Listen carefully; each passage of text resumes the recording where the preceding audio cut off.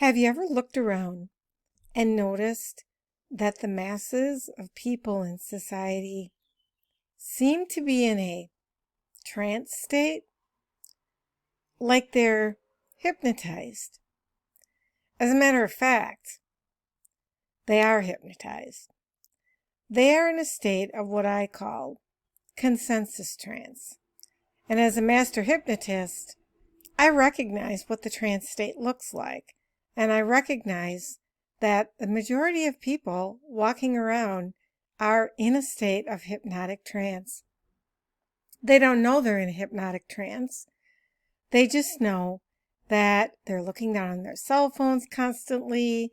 They know that they're not in a thinking state. And they know that it's very important for them to fit in with what society tells them they should think, feel, act, and do. This is a hive mentality, or a state of mass hypnosis. I call it consensus trance. So what I'm going to do today is spend a few minutes explaining what you see on this slide, which is the theory of mind.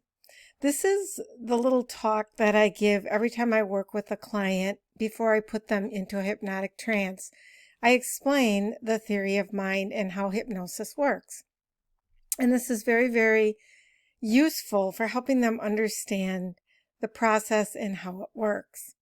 So as you can see from the diagram, our minds are made up of two main parts: the conscious mind and the subconscious mind.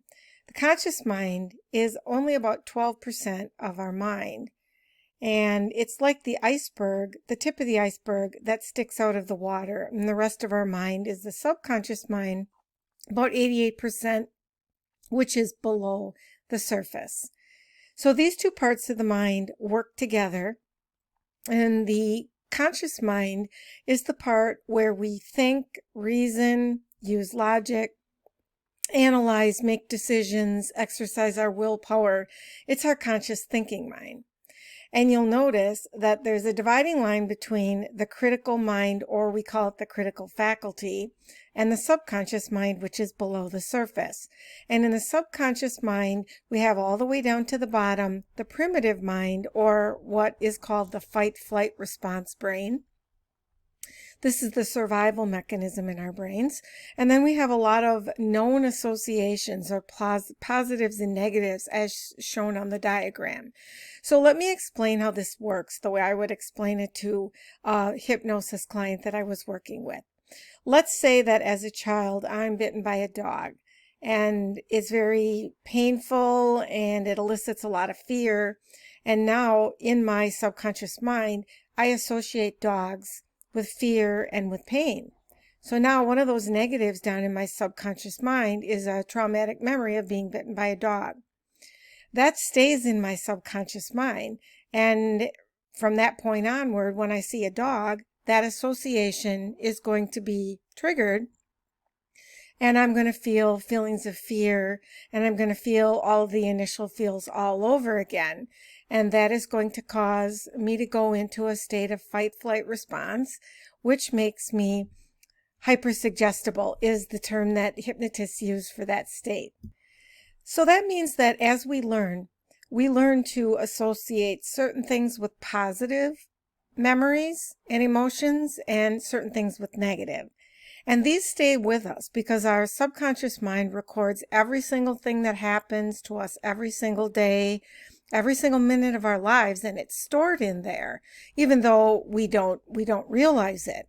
Hypnosis is the process of accessing those buried memories and those buried associations. And as a hypnotist, I work with people to put them into a relaxed, comfortable, safe environment where they can bring up the negative associations, and I can try to replace the negative associations with more positive kind of associations to take away their fear. Because the state of being in fight-flight elicits what I call brain lock. This means that the critical faculty of the brain, the logical part, the thinking part, shuts down and recedes into the background. So that when a person is in a state of fear or they're triggered, the thinking process is hijacked. And this makes it impossible for any kind of logical thinking or acting to take place. And because the pathways for these negative associations are high-wired into the brain, every single time a trigger is experienced, the brain will take the same neural pathway. So that is the reason why in hypnosis, when I work with clients, I try to help them bring up those negative associations in an environment where they feel safe. And especially with clients that have post-traumatic stress disorder or have experienced some kind of trauma, we have to be very, very careful about how we do this, but it really is successful in working with people to help give them strategies in order to cope in the future. Now, why is this important for the mass media and the idea of propaganda? Because as I look around every day and I see the people that are in their state of consensus trance, I realize that their brains are literally operating in the area of the subconscious mind most of the time, because their thinking has been hijacked. And the media uses many, many different techniques, hypnotic techniques, in order to keep people in a state of consensus trance. So for example, they use blue background like I'm using today, and the reason is because colors are frequencies, and the powers that be are well aware that our right brain hemisphere is very, very influenced by symbols, by art, by music, by colors and frequencies that our left brain or logical thinking brain is not aware of. So we are influenced by these things even though we don't realize it. And I'll just use the example of a stop sign, for example. Why is a stop sign red? Because the frequency of the color red is stop. The frequency of the color blue is to open and make more receptive. So a news station is going to have a blue background because they want you to be more receptive to the message. It would never be red because in the human mind, red is the frequency of stop. So the people that are manipulating the media understand all of these hypnotic techniques very well. They understand neuro-linguistic programming, or NLP. It's all about using words, using tone, using inflection. So for example, when I'm putting somebody into a hypnotic trance, I use a very specific kind of a tone. I use pacing, I use pauses, and they're all different kinds of techniques that you use to put a person into a state of hypnosis. And all media is inherently hypnotic because the goal of the hypnotist is to put a person into a state of total absorption. And that's exactly what the media tries to do. They use repetition, they use shock, they use fear, and then when the person is in a state of subconscious unawareness or fight flight, especially through fear, then the media instills their suggestions in order to keep the herd of people pliable, managed, and psychologically unwell. Because in the hypnotic state, you are programmable. The goal of the hypnotist is to put you into a hypersuggestible state, and that is the state whereby your subconscious mind will quite willingly accept suggestions that are given to you. So in a trance state, if we're put into a trance state by the media, we can be fooled and programmed into believing whatever the powers that be want us to believe. And the question then is, who are the powers that be that rule us? So I want to bring in a couple of quick quotes from a book that was printed in 1928 by a man by the name of Edward Bernays. And the book was called Propaganda. And Bernays believed that propaganda was essential to create order out of chaos. And those are his words. And here's a couple of things that he said. He said, propaganda is the executive arm of the invisible government. If we understand the mechanisms and motives of the group mind, it is now possible to control and regiment the masses according to our will, without them knowing it in almost every act of our daily lives, whether in the sphere of politics or business. In our social conduct or our ethical thinking, we are dominated by the relatively small number of persons who understand the mental processes and social patterns of the masses. It is they who pull the wires which control the public mind. And then he also said, the conscious and intelligent manipulation of the organized habits and opinions of the masses is an important element in democratic society. Those who manipulate this unseen mechanism of society constitute an invisible government, which is the true ruling power of our country. So in other words, Bernays understands that the media has facilitated the imprinting of stereotypes about history and science in order to create a kind of a hive mind so that we will all think the same, and originality of opinion is literally impossible. And if you think about it, this is the way cults indoctrinate, because all propaganda is a form of coercive psychological warfare, and it has a powerfully hypnotic effect. People in our society are addicted to the pseudo-fake certainties of this hive mind that has been created for them by the media. It creates a collective hologram and a false sense of some kind of tribal identity that I guess people in our modern society seem to need. They don't want to act outside of what the hive mind says is the correct thing to do. And also, propaganda creates groups who are beyond criticism and have been declared sacred. The exercise of the critical faculty of the brain, the thinking, reasoning, logical part, with regard to this group, is forbidden by the hive mind, because the hive mind has decided that we're not allowed to talk about this particular group and we're not allowed to criticize this group. And so with regard to this group, we may not evaluate certain matters and questions, discuss them openly, or even think about them. In a group, humans lose their ability to use the critical faculty of the brain about 99.9% of the time.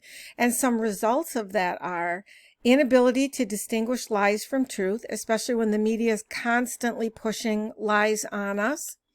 The individual is unable to separate himself or herself from the collective mindset or the hive mind, and then loses the sense of self and individuality. And then a hive mind of collective mentality is created through all of this, where everybody parrots the same doctrines, and through the hypnotic technique of repetition, strengthens the conviction that the doctrines are true, even if they're false and they're lies. And then the media is complicit in spreading this information. Those who are manipulating the media behind the scenes have to understand a couple of different things in order to keep doing what they're doing. First, they understand very well the psychological processes of the mob mentality. They understand how groupthink works, and they understand the social patterns of the mob. So they then bombard us on a daily basis with information and data. And of course, one of the main ways the human brain reacts to overload is to escape into hypnosis. That's the reason why when I put people in a state of hypnosis, I have a variety of ways of overloading them so that their brain will escape into hypnosis. The only difference is I'm doing it for a positive reason and the media is doing it for reasons of control. The person is put into a hypersuggestible state when they are overloaded in such a way, and the key goal there is to bypass the critical factor of the brain and increase the chance that any suggestions that are given, i.e. by the media, will then be accepted by the subconscious mind. So the media puts the masses of people into this hypersuggestible state all the time through fear and repetition, use of colors, use of symbols, subliminal messages, because a hypersuggestible population is in a state of consensus trance and very easily controlled, because group minds do not think. This is why cultists usually keep their victims in groups. And the group mind functions on the basis of impulses, ingrained habits, and raw emotions, not thinking. So our news, if you want to call it that, is fake. Its aim is to form, not to inform. So in conclusion, how do we deprogram ourselves in this era of consensus trance? Well, knowledge is power. The first step is to become aware of what is going on. Because a person who's aware of the methods that are being used by the psychopaths who control the media is no longer subject to the effects. The controllers have studied us and they know our weaknesses. They exploit these, especially through the use of mass media, social media, and the state of consensus trance. We must be vigilant, know what they're doing to protect ourselves from becoming trapped in their matrix of control.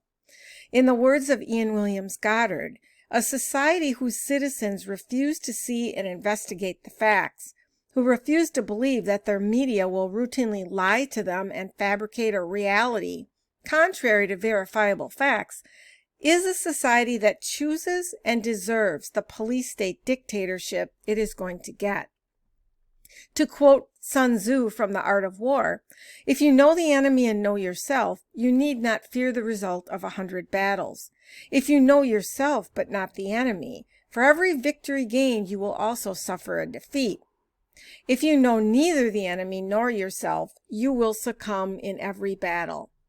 The controllers know themselves, they know the methods, and they know the enemy, us. We, on the other hand, don't even know ourselves, let alone the enemy, them. This is why, to quote George Carlin, the planet is fine, the people are fucked. Take care.